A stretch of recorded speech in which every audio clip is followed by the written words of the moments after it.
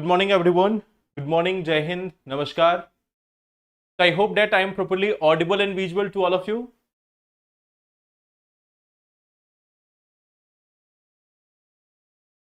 I hope मैं आप सबको properly audible और visual हूँ. Okay.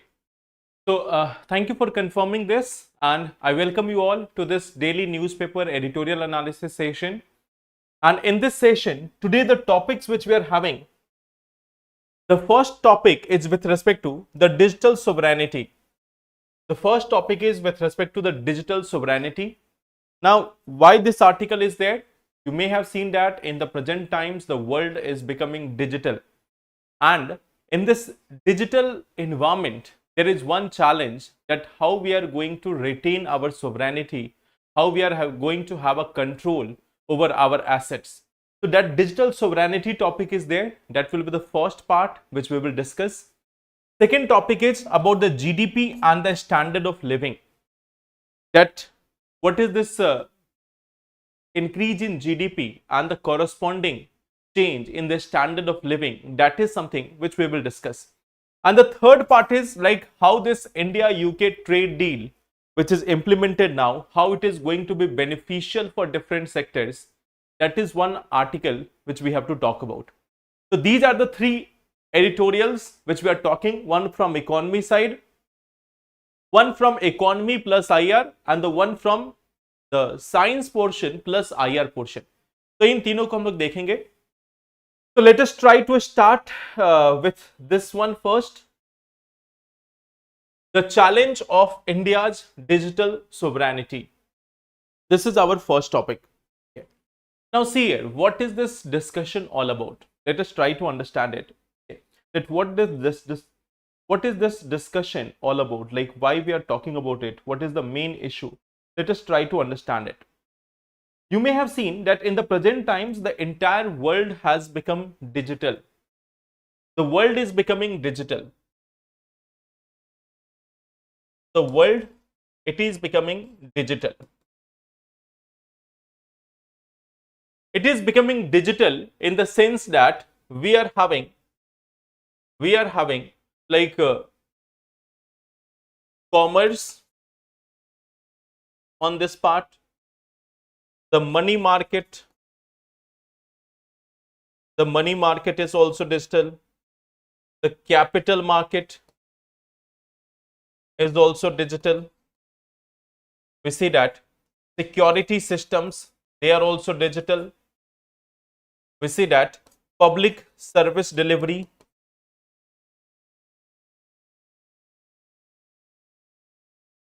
then we see that critical infrastructure. Each and every segment is becoming digital in the present times. From the basic public service delivery to the critical infrastructure to the commerce to the money market, capital market, each and every part of the world is becoming digital right now. From India to the world, it is becoming digital right now. Now, recently, there have been some of the incidents with respect to, this digital world in India. Like there is this one example, what we have seen. Like in April 2026,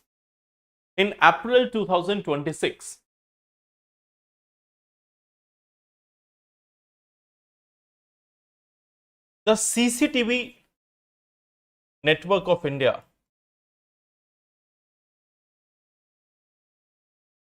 were compromised. You may have seen that nowadays CCTVs are becoming very much common.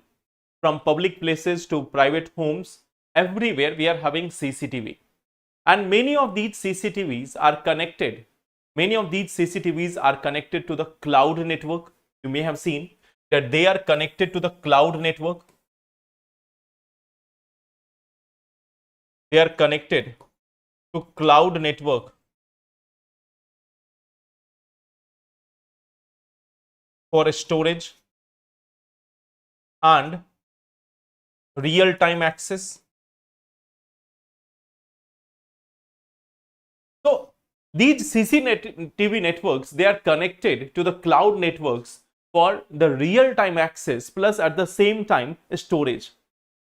Now, this is one part what we see that like it was linked to Chinese software platform EC Cloud. There was a network which has been used in this compromise. There was a network which was used, EC Cloud. This is a Chinese software. A Chinese software which is being used in India, and it has been compromised. It has been used by the hostile entity. So that is one such incidence. Then we see that there is another part, Naira Energy incidents of 2025. We have another part, that is Naira Energy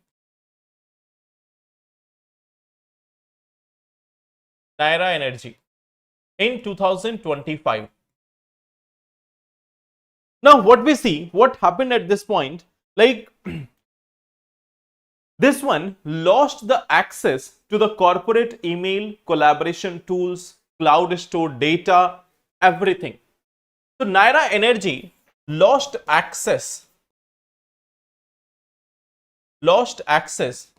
to corporate emails, collaboration tools, cloud data, everything. So basically it has lost access to its data. And the thing is, why this sector has lost the data? Okay. This was because it was due to the sanction of European Union. It was due to sanction of European Union on this company because it was dealing with Russia.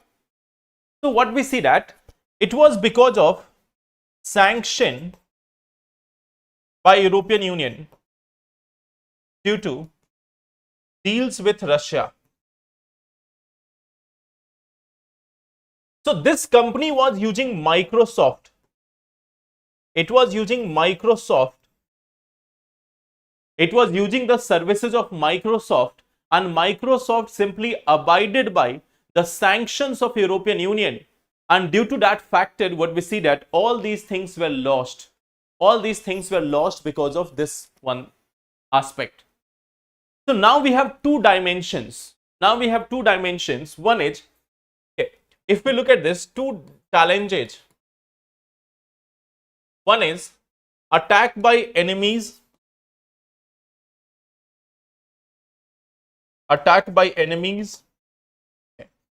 Then sanction by provider companies. Sanction by providers or developers. Now in this slide, look at the things which we are dependent on. Are we dependent on Google? Are we dependent on Microsoft? Are we dependent on many of these companies for our cloud storage, for our all the data? Even the YouTube which we are running right now, the YouTube session which we are having right now, it is also being provided by Google. So now suppose from time to time I am criticizing the policies of US. From time to time I am criticizing the policies of US, criticizing the policies of Donald Trump. So what if YouTube decides that if you are having anything in editorial discussion with respect to Donald Trump, then we will ban your channel? YouTube may think about this because it is not an Indian entity. It is not an Indian entity. It is an outsider. We are storing all our data on Google Clouds or Amazon or Microsoft or many of these providers. So many of these providers which we are dependent upon, they have been coming from outside. So there is two level of vulnerability. There is two level of vulnerability. One is the attack part. Okay. One is the attack part. So we see that there are two different levels. We are always going to be vulnerable. Because foreign governments, what we see here, that the foreign governments, the foreign governments can restrict access. Foreign governments can restrict our access. Okay.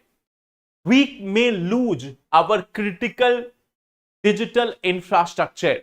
Okay. So risk of losing, there is a risk of losing critical digital infrastructure. Suppose if we are not having access to our critical digital infrastructure, then it is going to hamper our economy. Okay. It is going to disrupt the essential services. It is also going to disrupt the essential services. We see that it is going to cause disruption of essential services.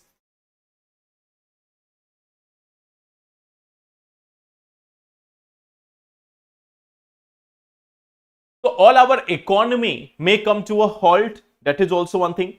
It is also a national security threat.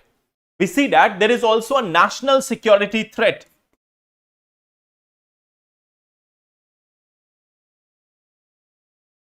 We are using CCTV. We are using the CCTV everywhere. Inside our houses also we are using CCTV. And we are storing that data on cloud. Many a times we are having some CCTVs installed in our homes and we are having the data of that stored over the cloud.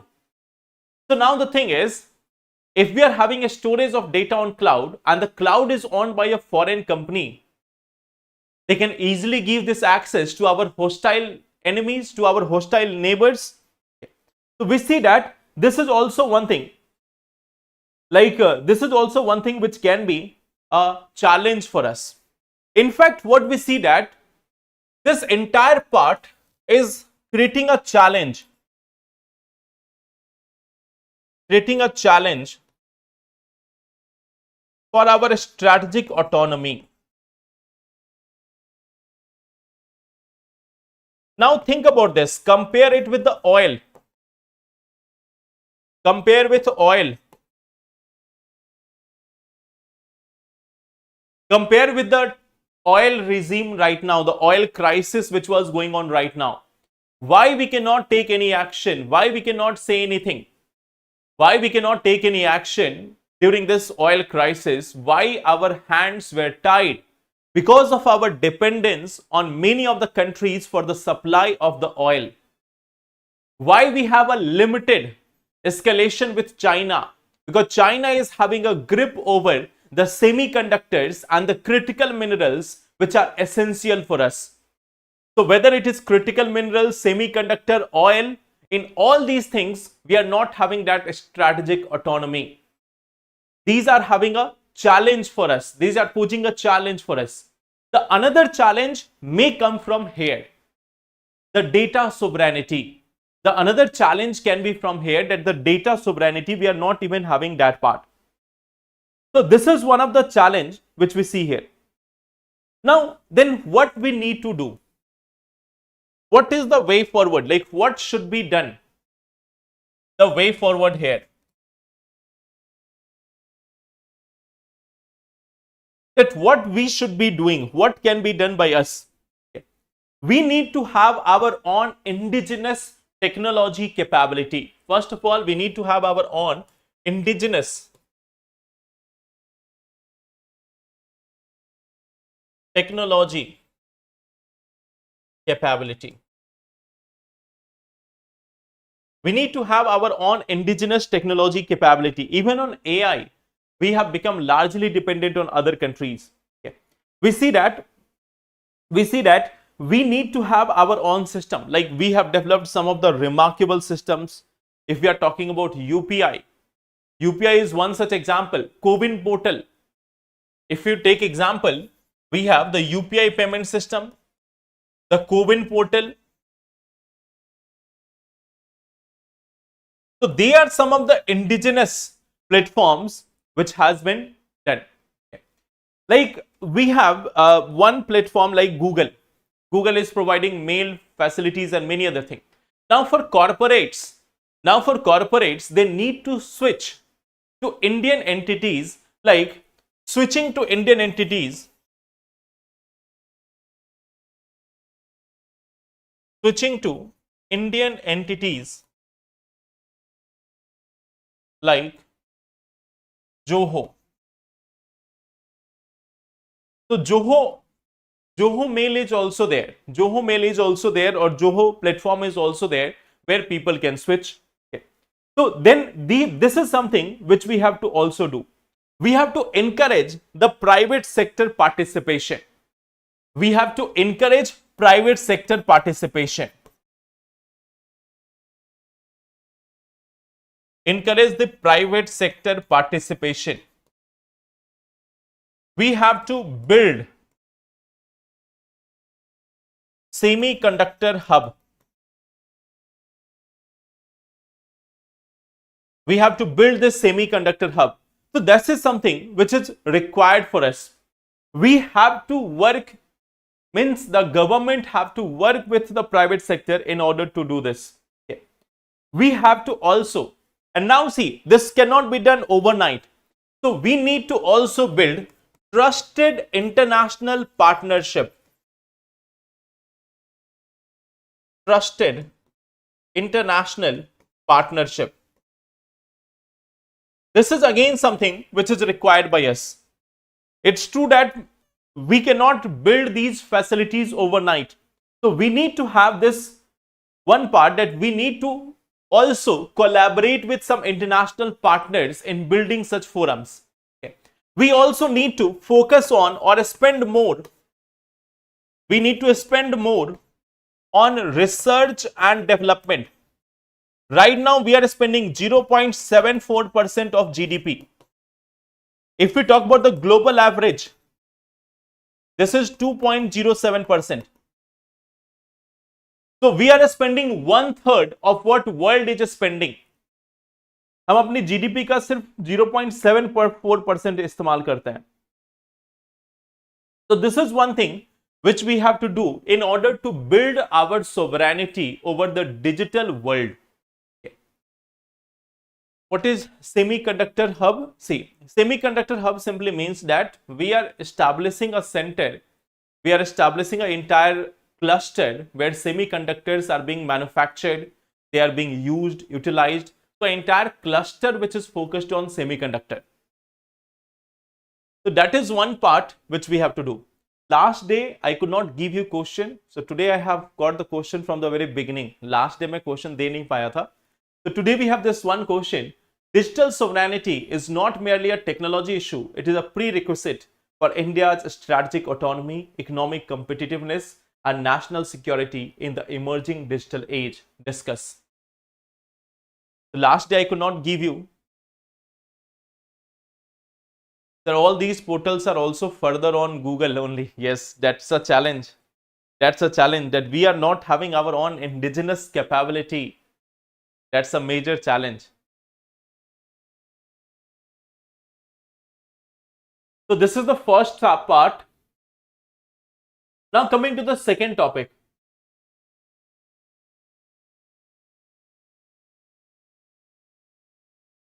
Now coming to this second topic. You gave one question on health. That was one question for the previous lecture. I think the lecture of Friday or Saturday or Monday perhaps. I could not give you question from the topic which we have discussed last day. So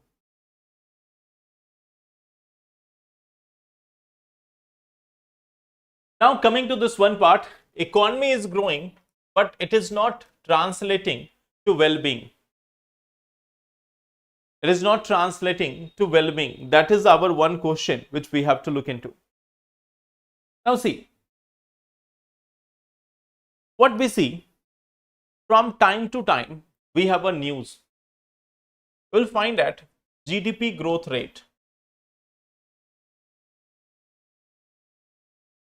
We see that it is almost every time, almost every year, India is among fastest growing economy.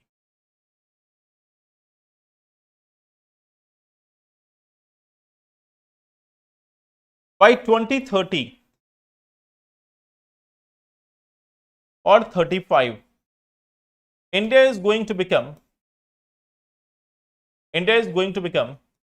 the third largest economy.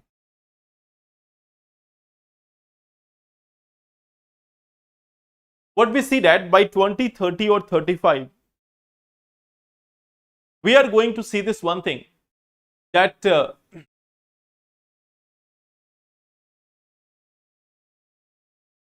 India is going to become the third largest economy. The GDP growth rate, it is like almost every year, India is among the fastest growing economy. But what we see that the consumption survey, this one indicates the consumption survey, the National Sample Survey is organizing this, NSS is having this consumption survey, and this one indicates that the growth of consumption is slower. Growth of consumption is slower. Means, while we are saying that our GDP is growing, we are saying that our GDP is growing, our GDP is increasing day by day. We are among the top 3 economies.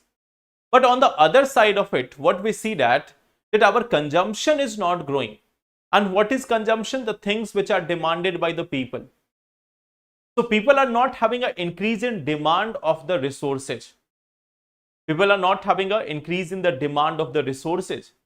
Our domestic power, like India was a country which is known for its domestic demand, and we have a huge domestic demand, and that is fulfilling the needs of the industry. Because our industry has a huge consumer base here in India itself. So we are having a huge base here. The entire world is looking at India as a market. But we see that our consumption is not increasing. As a market, we are stagnating. We are saying that our GDP is growing, but as a market, we are stagnating. So the thing is that why there is this one challenge? Why we are having this like stagnation? If we look at some of the other data, if we look at some of the other facts and figures, what we see that the 50% of the rural population and 20%, they cannot afford 2 adequate meals a day. So we see that as per the survey, around 50% of rural population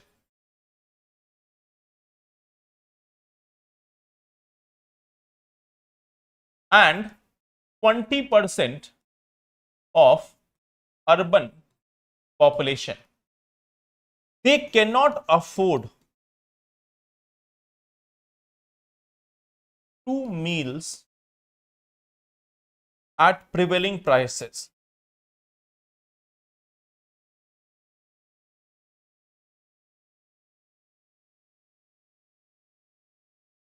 So we see that the rural population and urban population, they are not able to afford 2 adequate meals. So this is one of the challenge. We see that the employment generation, it has always been said that India is having a jobless growth. So we see that this is one of the dimension. The second dimension is the jobless growth. We are having the jobless growth. The youth unemployment.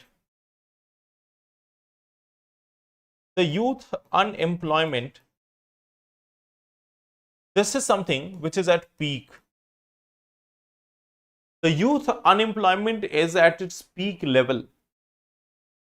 Then we see, recently we have seen in the month of May itself that the real wages, when we talk about those who are in job also, so real wages, are they increasing or are they decreasing?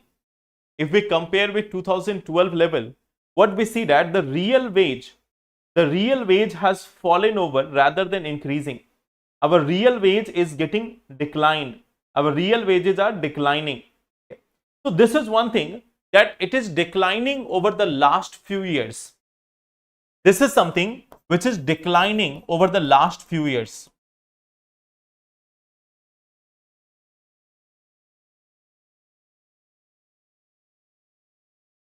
We see that there is rise in cost of living.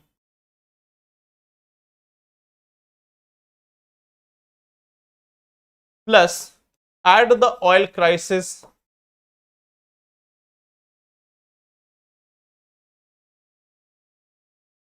Right now, if you see this year, again the figure is going to become much more problematic. It is going to become much more problematic. Food inflation is already there. So we see that there is a rise in inequality. There is a rise in inequality in our country. There is a rise in inequality in our country. There is a rise in inequality. Even now it is said that 76% income goes to top 10%. The 76% income yearly goes to the top 10%. So we see that the 76% income is going to top 10% and the bottom 50% is having less than 10% of the income. The bottom 50% is having less than 10% of the income. So we see that GDP growth is growing, GDP growth is there, but on the other hand, we have a rising inequality.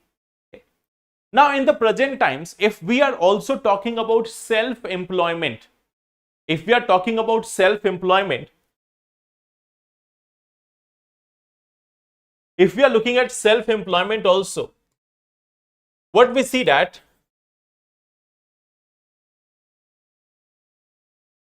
there is a higher chances,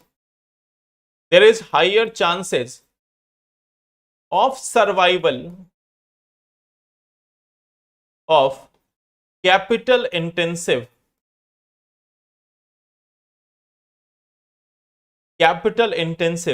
sector or capital intensive startup.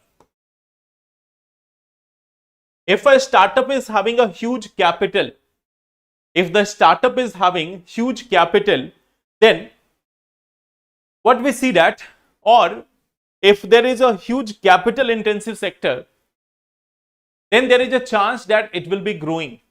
On the other hand, if someone is coming with new innovation also, or someone is coming with new innovative ideas also, it is unlikely that they are going to grow. It is unlikely that they are going to grow. Let me give you one example. If I ask you, tell me a name of a biscuit. Tell me a name of a biscuit. You will have multiple huge brands. You will have some huge brands which will come to your mind.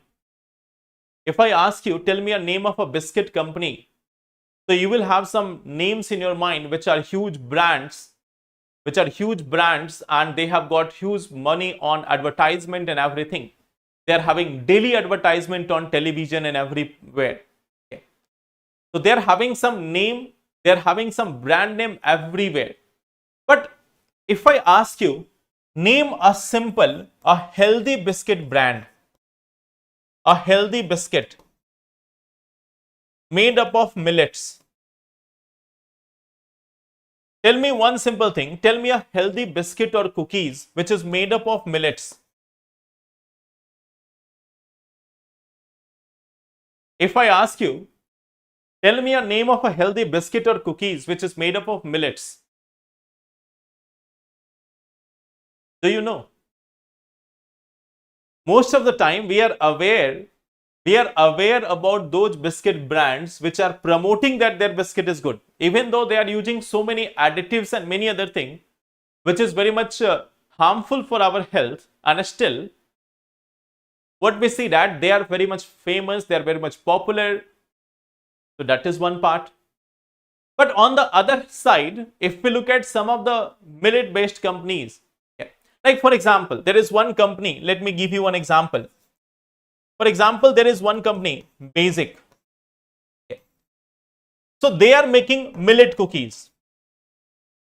They are making this millet cookies. But you may not have heard the name. Why? Because we are always talking about the few brand names. We are always getting few brand names which are very much popular. So this is one of the challenge which we see, that many a times even there is a chance of survival of a capital intensive startup or a capital intensive sector. So this is one of the challenge. This is one of the challenge which we see here. Okay. That in our country, while the GDP is growing, it's not getting to everyone.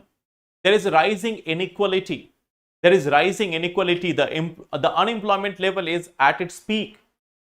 The unemployment level is at its peak. So these are certain challenges which we have to see. Now, in this respect, if we are talking about that, what should be the way forward? Okay. It is being suggested that we have to focus on well-being rather than GDP growth. We have to focus on well-being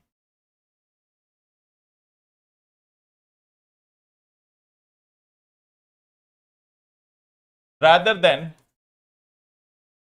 GDP growth. We have to focus on well-being rather than GDP growth. What we also see, that we have to control the inflation. We have to control the inflation, and especially the food inflation. Especially the food inflation. A few years back, there was a focus of economic survey. There was a renewed focus of economic survey. Economic survey was talking about this one point, that we need to ignore the food inflation and other inflation. We need to look at the other parts of the economy. Is there inflation in that or not? So if there is an inflation in steel or other sector, that is not impacting the day-to-day life of the person. A person who is consuming food on daily basis, so they are impacted by the food inflation, not the inflation in the steel industry or other industry. They are not purchasing a steel gate or a steel grill on everyday basis. They are dependent more on the food part. So this is one of the challenge. This is one of the challenge which we have to see. We have to look at these headline inflation. Yes. Then we have to focus on agricultural economy. Focus on agriculture profitability. Agri profitability and rural economy. This is one sector which has been suffering. On one side, we say that our GDP growth rate is 6%, 7%, but agriculture has not been going on. Okay. Agriculture has not been growing at the same pace. In fact, agriculture is defeated every year. So on one side, we are having food security. We say that we have the largest production of food grains. We are one of the largest producers of cereals or the food grains, pulses, oil, and despite that, our farmers are in a terrible state. Think about this. We are one of the largest producers of fruits and vegetables. We are the largest producer of milk. We have the largest population of cattle. We are among the top producers of wheat also, rice also, maize also, sugarcane also. And despite having all these performances, what we see that our farmers are having the most terrible state. Our farmers are having the most terrible states. Are we not exporting those grains? Yes, we are exporting also. We are exporters also. We are among the top exporters of fruits and vegetables also. We are exporting a lot of items from India. And despite having all these things, the benefit is not going to the farmers. We are a net food exporter. We have one of the largest food stocks. We have one of the largest production of many of the food grains. and still after that, we see that our farmers are not performing well. So that is one of the challenging stories. Okay. So focus on agri profitability and rural economy. Then we also see that there is also one part, we need to focus on improving the employment generation.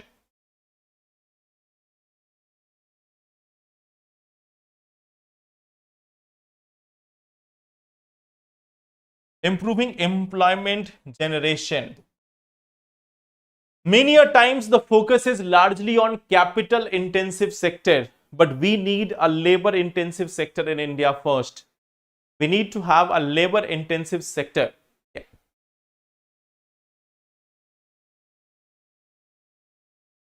Yes, that's correct. Yes, farmers who are providing food to everyone, even they are not getting food of 2 times. They are not getting adequate meal of 2 times. So that is a challenging story for India. Okay. Then we see that we have to address the rising inequality. We have to address the rising inequality.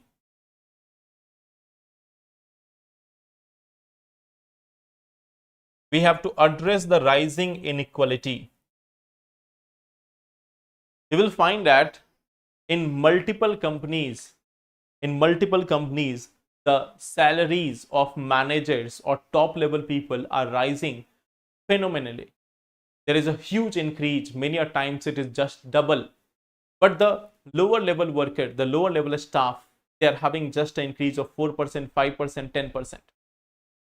So again, we see that those who are at the lower side, they must be getting more. Otherwise, there is always going to be this one issue that we will have continuous rising inequality. Continuous rising inequality. So that is one of the challenging aspects with respect to our economy and what needs to be done. I hope this one article is also clear.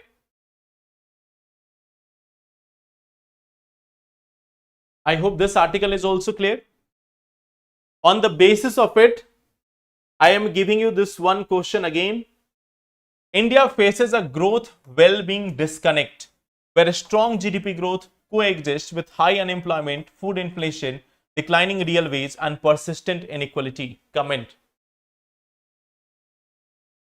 So I think you can write this answer. We have discussed each and every angle of this question. Now, coming to the third part. Now, this is an editorial which has been written by a government minister. Okay. So here we see that Union Ministry of Commerce and Industry. So they have come with this editorial that what is the possible benefit of UK-India trade deal. So we are just having one dimension of it. कि what is the possible benefit. तो इसमें सिर्फ benefit का part होगा. Challenge कुछ भी नहीं होगा. So let us see that what has been said. The first thing is, it is saying that United Kingdom is going to eliminate tariff on about 99% of tariff line and it is going to cover nearly 100% of trade value. Okay. So 99% tariff line, 99% tariff line is going to be eliminated. Okay. Or Indian products will become more price competitive in the UK market.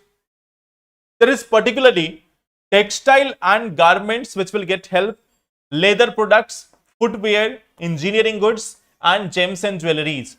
So they are going to become more and more competitive in the UK market, in the United Kingdom market.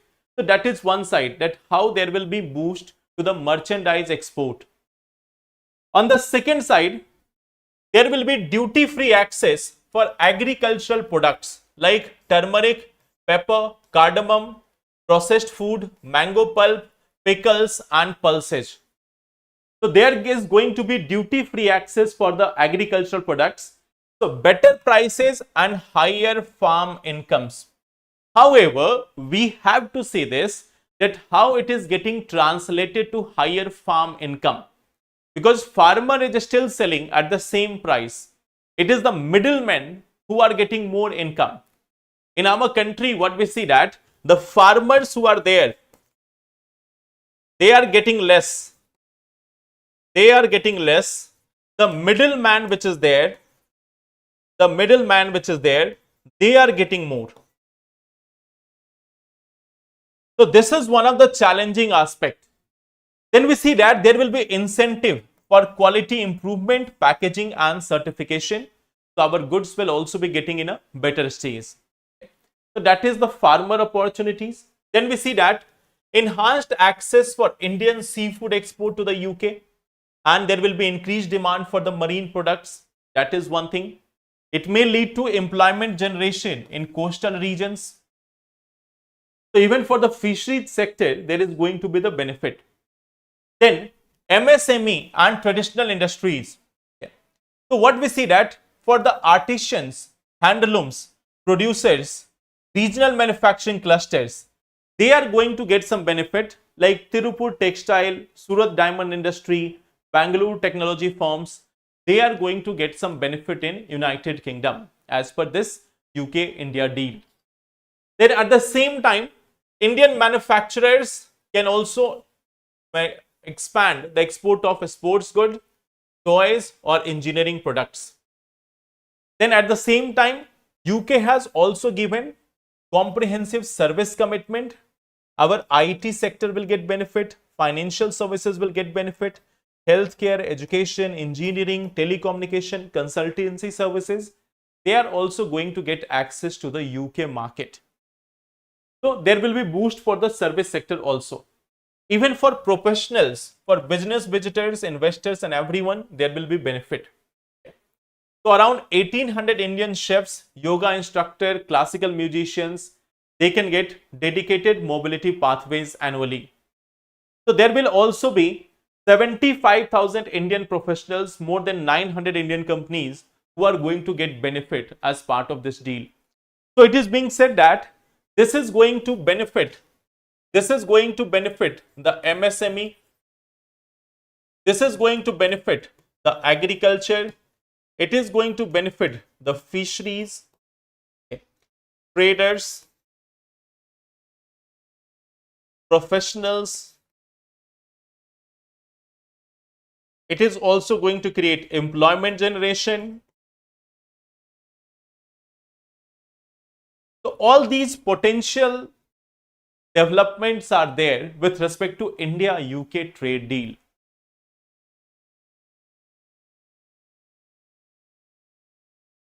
Yes, after selling their product, they are getting the challenge how to get the money from middlemen. That our product quality will satisfy the UK citizen, that has to be seen. Whether it is satisfying or not, it depends. Can increase in MSP help farmers? Only some farmers. If we talk about MSP, this one benefits only 6% of farmers.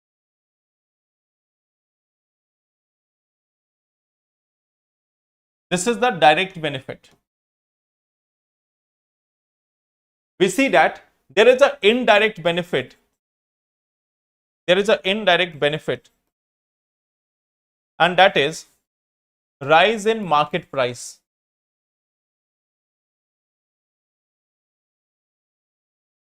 Rise in market price.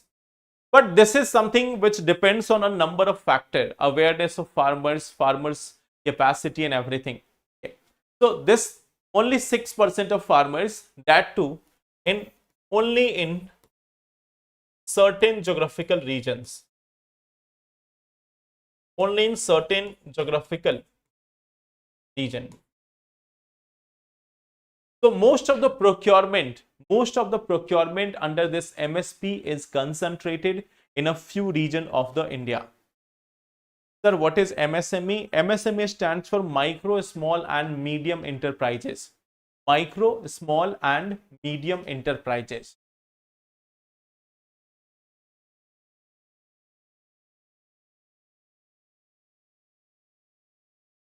I hope that part is clear. So you have two questions here. You have two questions here which you have to practice, which you have to write. One is about digital sovereignty. One is about GDP growth without well-being. Okay. So these are the two questions which you have to practice. Okay. what would be practical solution? Practical solution is for the agriculture is a total transformation of agriculture. We need to move away from the cereal crops. We need to move away from the cereal crops. We need to empower the farmers in order to cultivate those crops which can bring some good revenue for them. Not just the wheat and rice and maize. They are not going to bring revenue. So that will be all for today. So let's meet then tomorrow. Tomorrow we will have this answer part also. Tomorrow we will practice this answer also. Write this answer and tomorrow we will discuss it. Okay. There was one question that, sir, how we can get this copy checked? So we are not having that facility of getting the copy checked. But at the same time, there is one option. What you can do is, you can just match your answer. Every day we are discussing the answer of the question. You can try to match with it. If you are matching with it, then you will get improvement after a certain period of time. So thank you everyone. I guess Latest Singing Star, both classes are having different coverage. This is for editorial, that is for current affairs. So thank you everyone. Take care and all the best.